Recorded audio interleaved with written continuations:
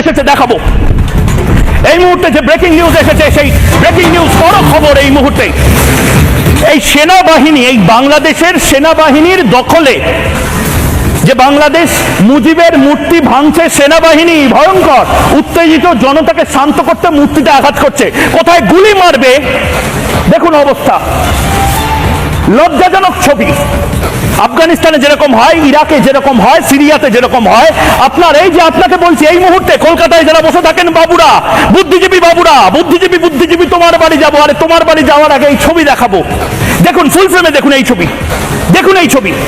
বাংলাদেশের মুজিবুর রহমানের মূর্তি ভাঙছেন সেনাবাহিনীর জওয়ানেরাই। বাহ, চমৎকার।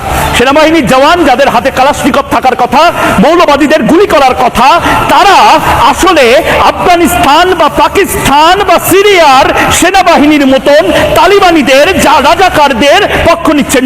হয়তো এবার হিন্দু শূন্য হতে চলেছে বাংলাদেশ, এবং বাংলাদেশ যদি হিন্দু শূন্য হয়, জামাতি এবং তালিবানেরা যদি বাংলাদেশে রাজ কায়েম করে, তাহলে পশ্চিমবঙ্গে সর্বপ্রথম বিপদ ঘনিয়ে আসবে, পশ্চিমবঙ্গকে গিলে খাবে। এটাই চিৎকার করে বারবার ময়ূক বলার চেষ্টা করছে। আমি অ্যাডভোকেট গোবিন্দ প্রামাণিক, মহাসচিব, বাংলাদেশ জাতীয় হিন্দু মহাজোট।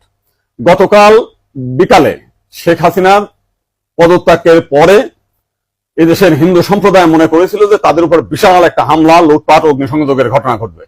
কিন্তু গতকাল বিকালেই বিএনপি এবং জামাতের নেতারা তাদের নেতৃবৃন্দকে হিন্দুদের বাড়িতে হামলা, লুটপাট, অগ্নিসংযোগ যাতে না হয় এবং প্রত্যেক মন্দিরে যাতে পাহারা দেয় সেই ব্যবস্থা করার নির্দেশ দেয়। এবং গতকাল থেকে আমরা দেখেছি সেই পাহারা দিয়েছে। সাধারণভাবে হিন্দুদের উপরে বড় কোনো মন্দিরে কোনো হামলার ঘটনা ঘটে নাই। কিছু আওয়ামী লীগের হিন্দু নেতা আছে যারা বিভিন্ন সময় লম্পঝম্প করেছিল, তাদের বাড়িতে, শুধু হিন্দু বাড়ি না, মুসলিম আওয়ামী লীগ নেতাদের বাড়িতে হামলা হয়েছে, লুটপাট হয়েছে, এবং সামান্য কিছু সুযোগ সন্ধানী এলাকা ভিত্তিক তারা কিছু সামান্য মন্দিরে হামলা করেছে, সেটা ব্যাপক বিষয় না।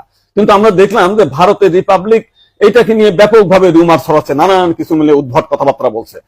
এবং আজকে দেখলাম শেখ হাসিনার নিয়ে তারা কাহিনী তৈরি করছে, বঙ্গবন্ধুর স্ট্যাচু মানে ভাঙছে, সেটা নিয়ে তারা খুব দুঃখে সাগরে ভাসছে।